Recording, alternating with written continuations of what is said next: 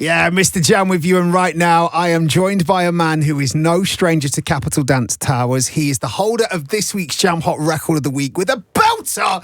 It's the one and only John Summit. Studio crew, make some noise! John, you have brought an amazing team of amazing humans with you, and you are here as well as an amazing human. Thanks for joining us, man. Oh, thank you so much for having me. It's a pleasure. It's an absolute pleasure. Welcome back to Capital Dance. And the reason why we've got you in is because the new single Crystallized is ridiculous. Oh, thank you, man. I'm so stoked about it. I need to delve into the story behind it. But before I do, man, the summer that you've had. It's been absolutely insane. It's been the best summer ever, but it's been insane. I'm really glad seeing you with a big smile on your face. Yes. I'm glad seeing some colour in your cheeks. You know, you're tanned. Yay, of course. I just came back from Ibiza. How was that for you? Oh, that was awesome. It was my first time headlining Ushuaia with my own show. And I was a little nervous because I haven't done it before, but all the fans showed up. It was downpouring rain too, which I think it made everyone put their phones away and actually live in the moment. So it was a really special show. So that's basically what we need to do. We need to make sure that it's raining heavily. I think, yeah, a lot of shows in London then. Pretty much. And it's good because you've been able to come over to Europe and actually play somewhere where there's sun rather than just dark clubs. Hey, I'm from Chicago though, so I'm used to it. Yeah. Very true. Very true. But Windy City, right? Oh, yeah. I mean, it's very true. Very true. But we need to talk about Crystallized because the very first time that I heard that song, I'm like, wow, John's made like a blog house, electro house record. Just about, yeah. Man, it's for old people like me. Yes. I can hear all of those musical references. Yeah. Is that purposeful? It is purposeful because it's cool for people like us that would know. And then for the new wave of generation who, you know, got into electronic music, let's say post 2020, they've never heard anything like it before. So it's kind of educating them on a sound that was very relevant early 2010s while making, you know, new modern twist on it. And so I did that with Tech House, you know, in the later 2010s. And I just want to evolve my sound a little bit. And I think it has a little bit more energy than, you know, hearing a big kind of like punk rock bass line going with a record like Crystallized. I think it's super cool. Oh, 100%.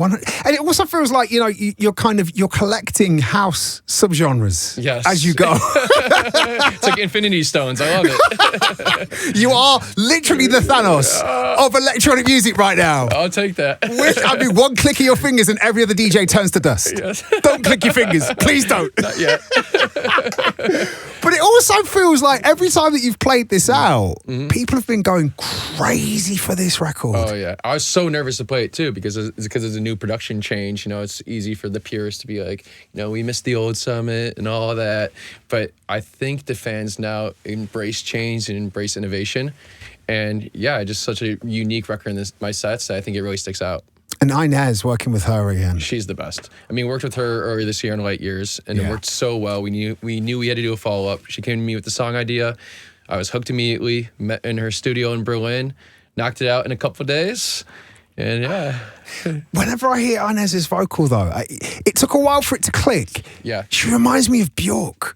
Oh, I love that. And she's so like indie and eccentric herself too, so I know she's going to love that. But it works perfectly on this record as well. Yes, yeah, and it doesn't sound like your typical pop vocal. And it's my first ever record in major key as well too, so it is kind of pop songwriting, but with her vocal and, you know, the new style production too, I think it gives it a more edgier twist to it. Is this the kind of John Summit sound that we're going to hear moving forward? Is this something you're going to explore a little bit more? Or is it going to be a little bit like, do you know what? I've done that now. I'm going to try and do this. So this year is about experimentation because the last record with her was more UKG sounding. And I'm going to be writing the next album this winter. So trying new things and going into the studio, I have more options to choose from. So I haven't committed to my next sound yet, but it's nice to know that there's options. But I definitely have to get even more experimental, I think.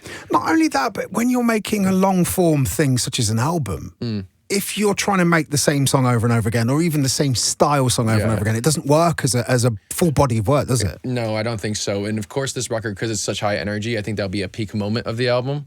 But then, you know, starting off a little slower, maybe a little bit more melodic. And then, yeah, I think it's all about a roller coaster, right? Having the peaks and valleys throughout.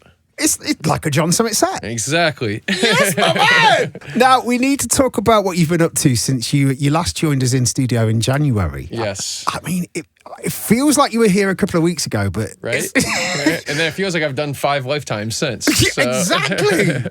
I mean, last week I was in Ibiza. I was at Burning Man before that. Just headline arc in Chicago. Did a show in Vegas. So I mean, Burning Man itself felt like it took 3 years off my life. That's just the dust. Exactly.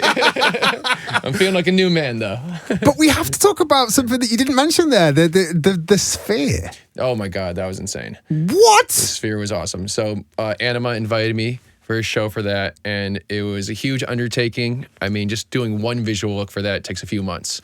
But if you've ever been there, I think it's the dopest venue in the world. There's truly nothing like it. It's basically 4D. Like they blow wind in there and everything. So yeah, it's a true concert experience. 160,000 foot screen. It's nuts.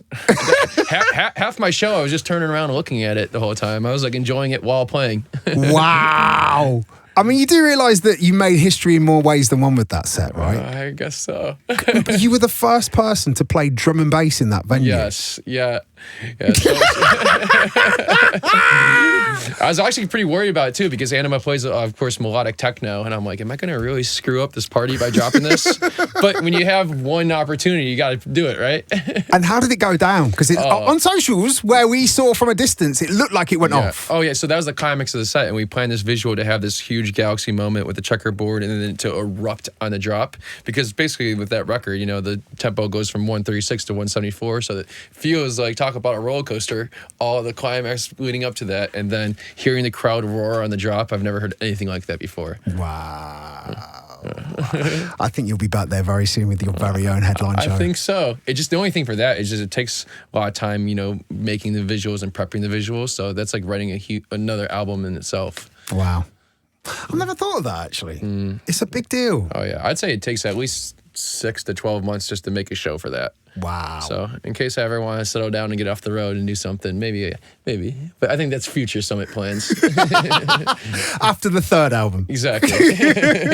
But also we need to talk about summer, because you've been calling Europe your home in recent months with the shows in Ibiza. And I mean, the last time that you were in, we were talking about the difference between like a UK crowd and an American crowd. Yeah. Now you're fully like European Summit. Yeah, and it's wild because they don't even speak like English, half the countries I go to, but they know every word of every song. And it's been awesome to see my music translate over here. I always say that with UK music, it takes 2 to 3 years to get to America. And I feel like it's been kind of the same for me, where, of course, blew up in America really quick. And I feel like the music is fully translated by now, which is awesome. Is there anything on your journeys that's just really blown your mind? Any experiences that you've had where you've gone, I had no idea that this was going to happen? I'm going to say Tomorrowland Mainstage, because I knew it was going to happen, but I didn't know it was going to happen that big. And that was like 80,000 people in the crowd. And what's so cool about Tomorrowland is you see the flags of every single country, and it's beautiful. It brings everyone together, and it's such a celebration, especially after that main stage burning down. That was quite the story there. Absolutely. But I loved it, though, because it made me super cool. I didn't love the stage burning down. You love the experience. Exactly, because it put me really close to the crowd, and I'm someone that very much feeds off of crowd energy. So it was the most intimate 80,000 person show ever. Wow. I think that might be the first time that those two things have been put together in a sentence. I think so. When you came in January, you said that you were a little nervous about the experts only shows that you were doing. Yes. How have they panned out for you? Were you right to feel nervous? Oh yeah, because it's just something new and something that's like not very John Summit focused. It's more about, you know, the label and all the artists and the experience. And then yeah, from that point, I mean, next week I'm doing my own festival called Experts Only Festival in New York. So the biggest electronic music festival in New York. So that was part of the vision in January, and the fact that it's actually come to fruition is insane. I want to talk to you about Ibiza, because for me, there's a reason why it's the mecca for dance music. And obviously you've had a couple of huge shows over there. Talk to me about how maybe playing for an Ibiza crowd has informed what it is that you're doing moving forward. Is it something that's happened? Is it something where you've turned up to Ibiza, you've played the #1 club in the world, you've walked away from the set, as I've done whenever I've played high over the summer, and I've gone, wow. Yeah. my options are now open. My horizons are broadened. Has that happened for you? Yeah, what's cool about High is that I do experts only there, and I can play more clubbier, like kind of Ibiza kind of club tech house sound.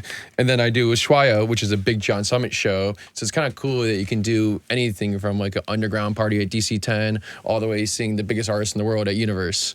So I think it's cool what Ibiza has developed into, that there's a little something for everybody, which for someone that makes all types of music is the most exciting thing in the world. So can we see you maybe on the White Isle a little bit more next year? Oh, I'm going to be spending a lot more time next year. Yes! Hey, listen, if you're looking for warm-up DJs, best in the business right here. I'm just saying. So what would you say your main takeaway has been from John Summit's European adventure? My main takeaway is that anything is possible, truly. I know it sounds cheesy to say, but... yeah, but it's true, because you can back it up with facts. And we've seen the videos. But like, it's easy to get discouraged, though. And it's like when artists over here come to America for the first time, maybe their crowds aren't as big as they're used to. But if the grass is only green where you water it, and if you spend your time and energy somewhere, I think results will show. So it's just so exciting to see how big it's gotten. Now, John, I want to take out my musical crystal ball and look to the future, because you said last time you came in, but we are well and truly in an era of dance music albums. And you've mentioned it already. The last few artists that we've had in the studio, I've been talking to them about long form pieces of music. Mm-hmm. And it feels like we truly are in the era of albums. Yes. Would you say that you are now officially an album artist? Well, I'd have to say after producing an album, I guess so. I don't know if I'm in the tier of course, the great album artists, but that's like the big inspiration, right? And all my favorite artists have been that way. And it just shows different chapters of a career. And yeah, dance music has been recently very single focused, but I think artists are taking it to the next level lately, and we're in a new renaissance, I'd like to think. Where do you think it's going next? I have to ask you, as someone that's at the top of the tree, who's seeing things, who's obviously being sent demos all the time from different people trying to be on Experts Only, mm-hmm. and where do you see us going next? I think just in terms of, just taking more risks. I mean, dance artists are not just making, songs or singles anymore, but doing albums, but also doing music videos now, doing full-on production shows, getting creative with not just the music, but the whole world around it. And I think people are making their own worlds now, which I think is very unique and creative. I don't know, I love it.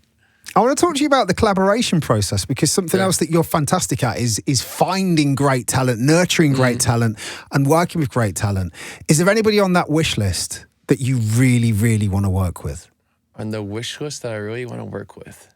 I try not to say things like that out loud. But it's the universe. You never know what's going to happen. I mean, your face is telling me there's some people that I have worked with that I can't talk about just yet. Exactly, because you don't want to jinx anything. But what I do love doing is discovering new talent and finding new talent.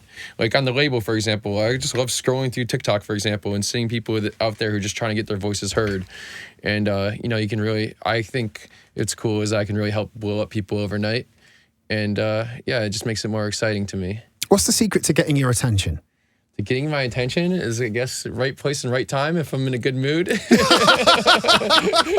So you want to make sure that when people are turning up with their USB sticks at sets, make sure you're smiling first. Exactly. But I know there's a lot of demos I miss out, and that's why it's great. There's multiple record labels, and I try not to be too gatekeepy about it. But I know sometimes it just clicks in the studio with people. And I just think London, for example, has so many great vocalists, songwriters, everything. And everyone's so collaborative here, which is the most important part. How's the mission in trying to get Justin Bieber back into dance music going? That didn't work very well. So I think I'm scarred from that experience.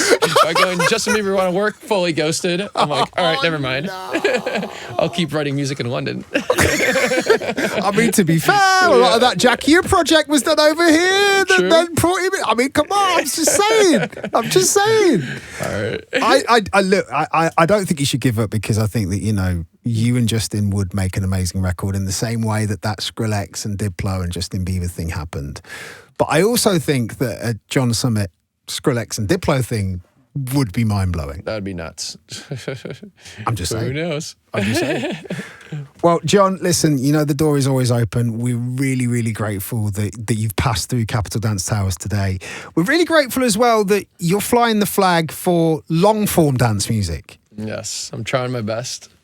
And also not being pigeonholed. Never, though. Never that. Because once I get bored, what's the point? I might as well go back to doing accounting, so... I mean, there's definitely several different steps before you get back to that. That's true.